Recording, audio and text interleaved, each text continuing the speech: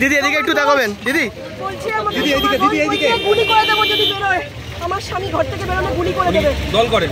হ্যাঁ, গ্রাম পঞ্চায়েতের সময় এরকম আজকে 10 বছর ধরে আমাকে এরকমভাবে জ্বালাচ্ছে, আমার পুরো ফ্যামিলিকে জ্বালাচ্ছে। তারপরে বলেছে সোমা ঘোষ, দিদি এদিকে একটু তাকাবেন। করে দেবে বলেছে ওকে। হ্যাঁ, জেলা পরিষদে দাঁড়া সোমা ঘোষ। দিদি কি হয়েছে কি হয়েছে? সব কিছু বলেছে।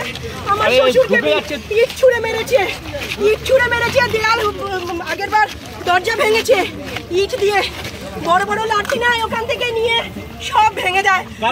কারা মেরেছে? তৃণমূল পার্টি। আপনারা ভোট দিতে পেরেছেন আজকে? না, আজ পর্যন্ত 10 বছর ধরে আমি ভোট দিতে পারি না। আপনার কার বিরুদ্ধে অভিযোগ? স্বামীকে, সোমা ঘোষের। আমি ওর শেষ দেখে আসতে চাই। আমার স্বামীকে ওরা আমার সংসারটাকে পুরো শেষ করে দিচ্ছে। সোমা ঘোষ কে দিদি? সোমা ঘোষ কে? দাঁড়ায় তৃণমূলের নেত্রী ও এখানে।